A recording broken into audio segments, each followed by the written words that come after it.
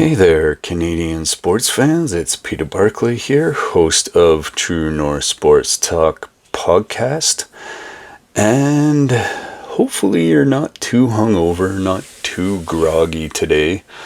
By the time this reaches you, you should have had most of the day to recuperate, as it were. For this episode of True North Sports Talk, we are going to do our best over the next, I'm going to try and fill up half an hour or so, and just reflect on the MLB season that wrapped up last night with Game 7 of the World Series. Now, to start off with, we'll just talk about that Game 7 a little bit. Yeah, I would just say that the Blue Jays really, and even John Schneider, they couldn't have wrote that any better, the way that John played everything out. The substitutions he made, the pitching changes that he made every decision that they could win. What it came down to, unfortunately, was the execution of the players. And you can't even say that, they tried. As always with this team, they went down swinging, they went down fighting, they were broken and battered, and the Los Angeles Dodgers, I'm sure they were too. No one gets to this point in the season, and they're not. Now, fighting through a very serious knee injury with a huge knee brace on your knee that's being covered up by looser pants, socks, whatever can be covered with to try and hide it, and trying to swing a bat when your side is screaming at you every single time. You have a bad knee, you fouled the ball off of that same knee again last night. These aren't excuses, they're just realities that the Jays were dealing with. Now, they had every single opportunity to win that game last night. One mistake pitch here, another one there, and just they've been coming back all year. One more wouldn't have surprised anyone. Unfortunately, holding the lead, they could have done better at. Again, it came down to execution of pitches, and it wasn't a matter of leaving a guy in too long. There wasn't really any of that last night from either side, really. You had multiple times on both sides where the bases were loaded and no runs scored, or second and third, or first and third, and it went both ways. One of the people that I was watching the game with, I made a comment to, saying that one of the best parts about this World Series has been the fact that, for the most part, there were a few balls and strikes that could have been called differently. But the umpires, for the most part, were invisible. They didn't play a huge role one way or the other in this game. And kudos to Major League Baseball, because that's really what you want from your umpiring crew.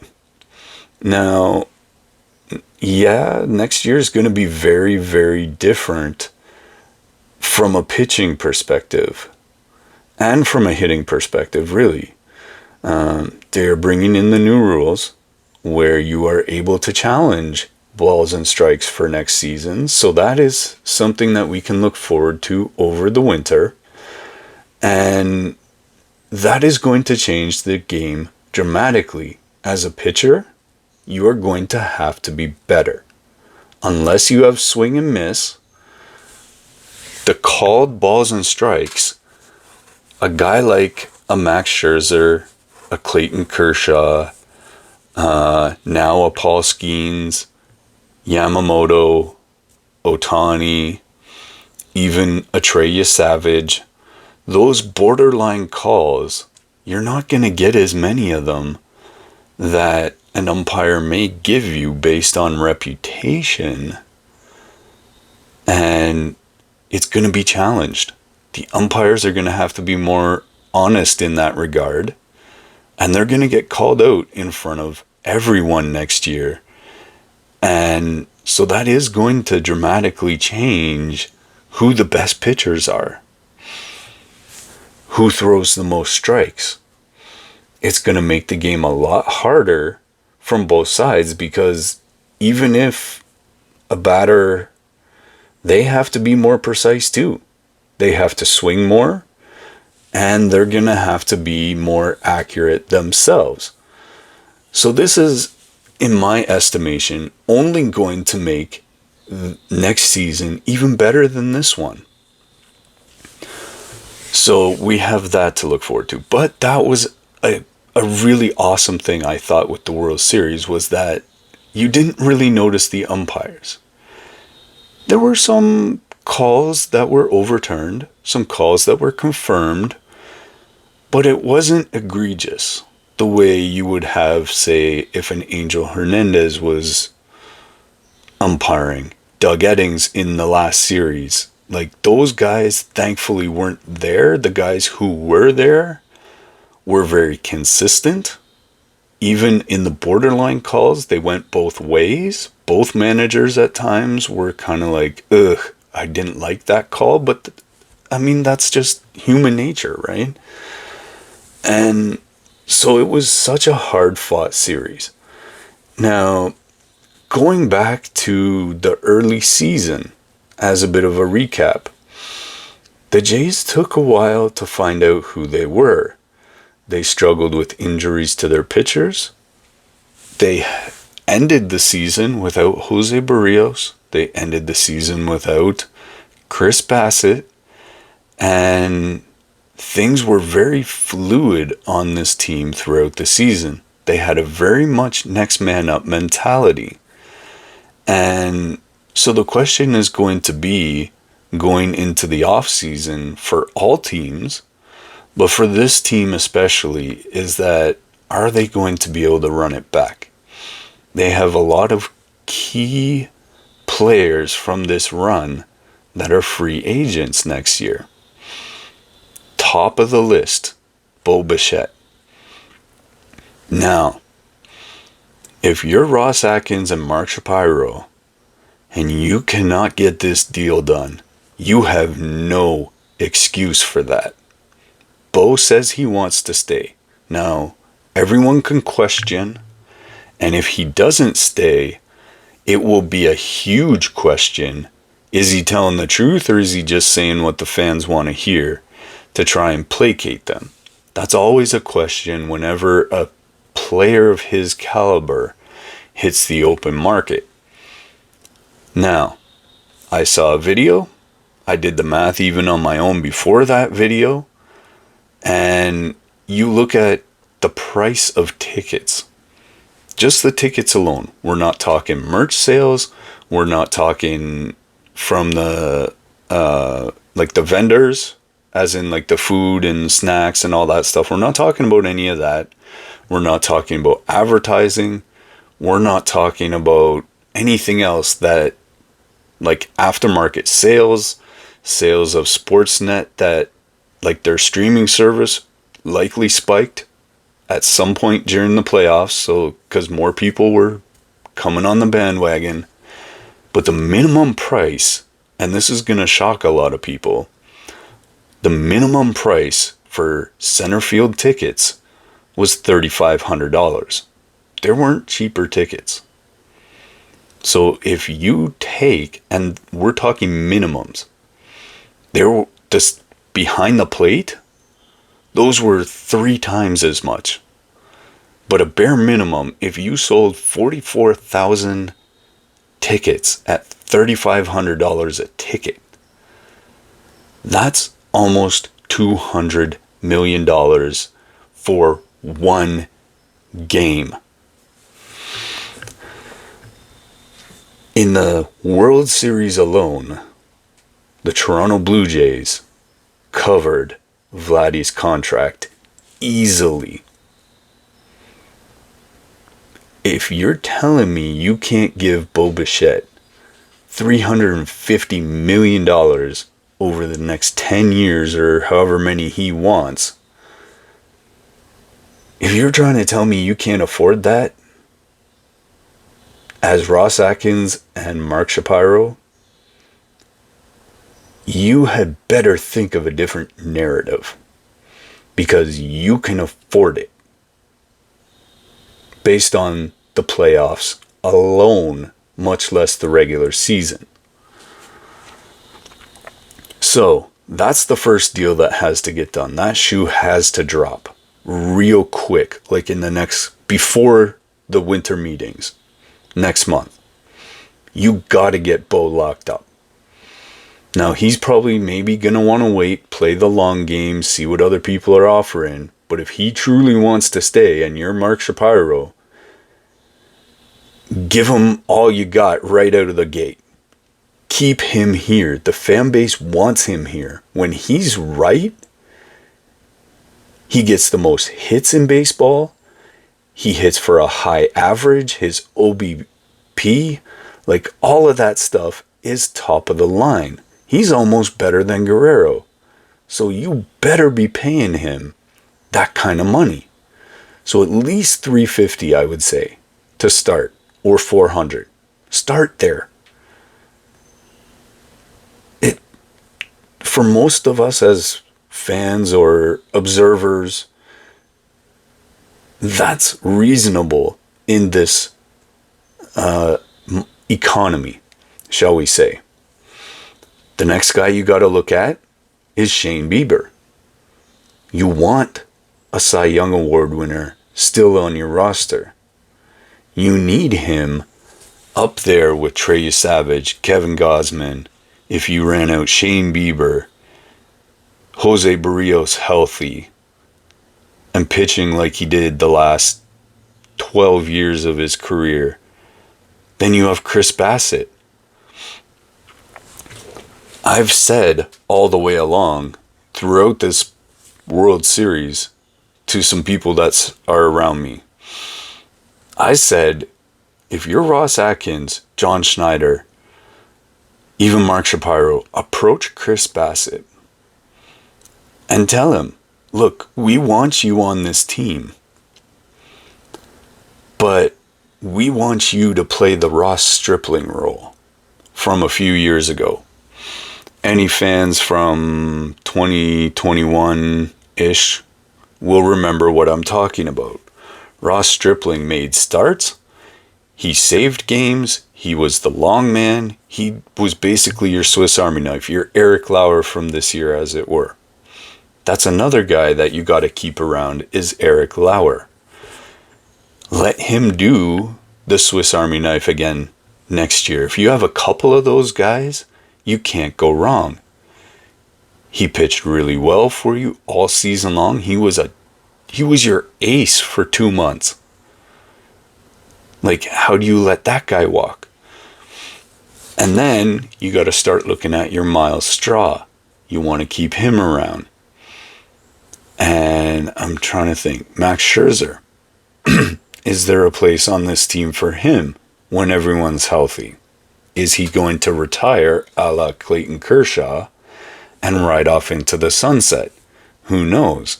He loved this team, as did Shane Bieber. They were like, there's nothing like the team that they had this year. The only thing I could see them really wanting to do is maybe upgrading a Tyler Heineman. He didn't really contribute a whole lot in this playoff run. But it remains to be seen. What can they get? What's available? Because Heineman's a very serviceable big league backup. They don't need to be bouncing him up and down. You still have Joey Loperfido. And so you're looking at almost running it back with what you had this year. Do you have a chance to upgrade somewhere without disrupting really truly the close-knitness of this clubhouse? Can you count on 54 comeback wins next year? Probably not. But you have the guys to do it in terms of running it back. Throughout the World Series, you had very knowledgeable baseball guys. People who have played the game, been around the game, that were coming up to Blue Jays personnel and being like, you got a lot of ball players in that clubhouse. The one thing or two things they really need to figure out over the course of the next season is, if they did make it back to the World Series next year and they face Yamamoto again, how do they solve him? That's the biggest question mark that the Blue Jays had in this series, was how to solve Yamamoto. Does Yamamoto even have a year next year like he did this year? These are all huge questions. Is there any changes made on the coaching staff? That's a question too. Because you have Don Mattingly, never made it to World Series. He's made it there now. Still hasn't won it. Is he going to be back? DeMarlo Hale, is he going to be back? Are other teams going to try and poach some of their coaching? As in Poppins maybe, or whoever is on the hitting side? And so there's going to be a lot of different question marks about this team before February. It's going to be real interesting because of the free agents that are out there this year. I don't have a list in front of me. I don't think they need to be taking swings like they did the last 2 years. I am so thankful they did not get Juan Soto. From the sound of it, that guy's a cancer in the locker room. As we saw with the Mets this year, they had a lot of issues with him. And I think there were a lot more that never made the news. Shohei Ohtani this year has proven to be a bit of a prima donna. I'm actually thankful we didn't get him either, even though he's a two-way player and the best player in baseball. But with the lawsuit that he's dealing with the gambling thing that he's had to deal with, thankfully none of that has affected the Blue Jays because he's not here. We don't need any of that kind of stuff in our clubhouse. And the one credit I will give to Shapiro and Atkins is the quality of the human beings that they brought into the Blue Jays clubhouse.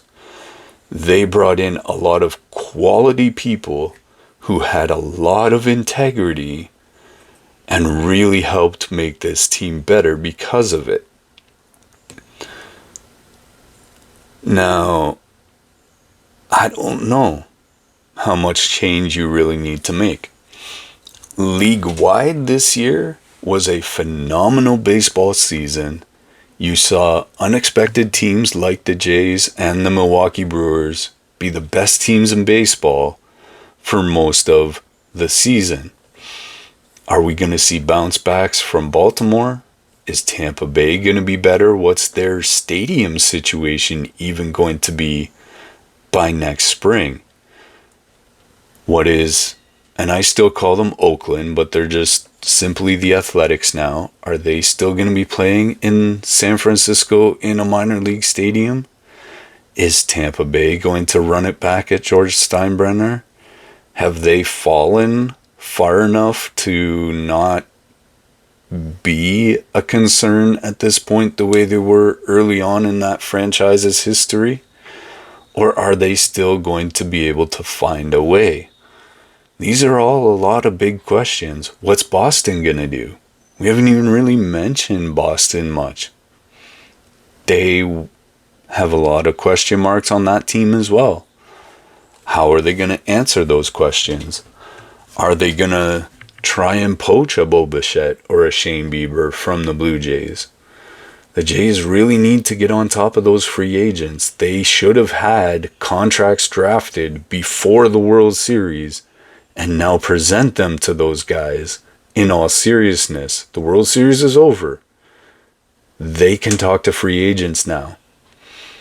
I know it's like last night. It's too soon. But if I'm Shapiro and Atkins, by the end of this week, I'm on the phone with those guys being, look, what do we got to do to keep you guys here? We want you here. The fans want you here. The question is, do they want to be here bad enough? Maybe would one or two of them, I'm not saying Bichette, but would Bassett take a bit of a step back salary-wise to run it back? Does Scherzer? Who knows? Right? So there's a lot of unanswered questions at this point in the year. I know the pain is fresh. The wound is still open in terms of the loss last night. And one thing that we all realize, at least at this point, is when we wake up this morning, I'm here doing this podcast with you the same way I do every Sunday. I have other things that I've done today that are normal Sunday behaviors in our household. And I'm sure you guys out there watching, it's the same thing. It's a normal Sunday. The world didn't end last night. It hurts. We're all hurting. But this is the thing, is that regroup, look at what you have. What can you do to make your team better? It's hard for even the Dodgers will have a hard time going, how can we be better next year? They have all the pieces. The Jays have all the pieces to get where they were. The question is, can they do it again? And so that's the thing, is will they? They don't have to worry about the money, especially the Dodgers. Blue Jays don't really either, based on the amount of money they would have made throughout the playoffs. I mean, it's unreal. The amount of money they made, most people can't even fathom. I think that it's just a matter of when, not if. They got to get these deals done with these guys. Have to. They got to get it done. And where can you get better is the question. We didn't even talk about a Nathan Lucas yet. That's another guy you need to at least look hard at bringing back. He waited 10 years to get to where he is now. He showed he earned it. His mentality all year was get on base for Vladdy. And he did it regularly. I'm wondering if he maybe ran out of gas a little bit in the World Series. I don't know. But the question that's going to be on everyone's mind is, what's out there that's better than what they have? Who could they get that's going to keep the camaraderie together, that will fit seamlessly into that clubhouse? I mean, I remember we did at least a short, if not a podcast, talking about the Gold Glove finalists, the Silver Slugger finalists. I think it was shorts that we did for those. They have a lot of really good players on this team. I think Ernie Clement gets a Gold Glove this year. Vladdy certainly showed he deserves one. The way he played first base in the playoffs was just unreal. I mean, I think the way you make this team stronger is in the bullpen. I mean, you have a really strong bullpen already, but I think it could be stronger. I think you could swap out Brandon Little for something. I'm sure the guys in the clubhouse love him. He was really good in midsummer. and early on in the year. They maybe don't make the World Series without his early contributions. But is that where you improve? Is Braden Fisher going to be better next year? Is Fluharty going to be better next year? Or do you need to figure out those pieces? Because there were pieces that came and went in that bullpen this year. Thinking of Dylan Tate, Jose Urena. There's a few others that came and went. We started the year with Eric Swanson and Chad Green. They were pieces that went. So where do you improve? How can you improve this team? If you think about it, you got Bowden Francis coming back. Jimmy Garcia coming back. You got Jose Barrios coming back. You got Joey Loperfido, who could make strides next year. Like, what are you going to do with all of these guys? How are they going to fit into the mix? Jimmy makes your bullpen better. Is Bowden Francis going to live at AAA next year? Is he going to be a starter, a reliever? What's he going to be when he comes back? Do you keep maybe a Max Scherzer around if he decides to retire as a pitching consultant? A guy in the dugout, the way a Kiermaier would have been this year? There's so many questions, so many ways that this team could be even better next year.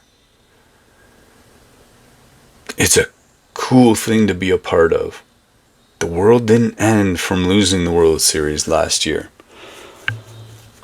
On a different channel that I have, there was a question. Why are you allowed to lose before you win?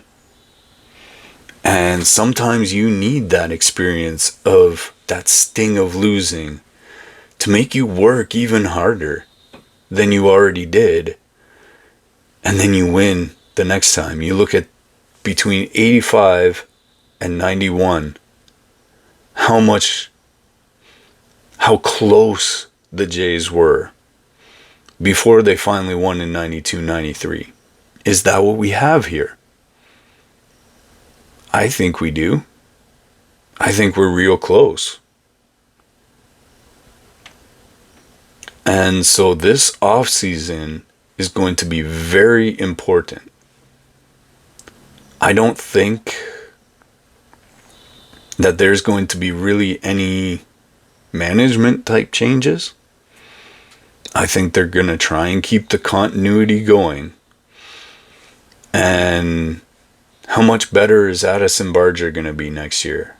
Again, someone I was watching the game with last night, I made a comment to them that base running mistake that Barger made the other night, I remember early in Vladdy's career, he used to make mistakes like that. He learned. He's better at not making them now. I think Barger is going to be that much better next year.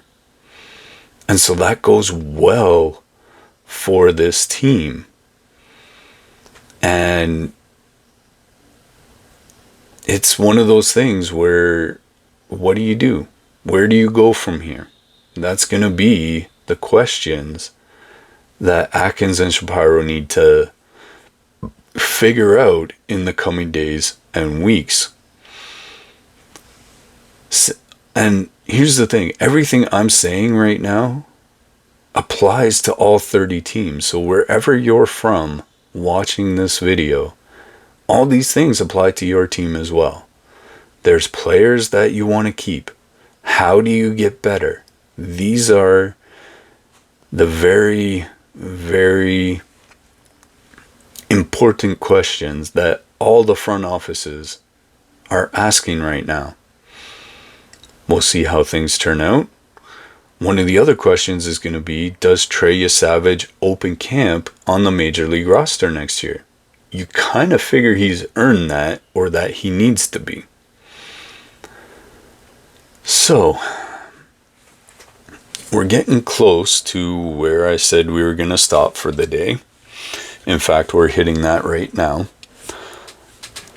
There's so much more to unpack after a season like this.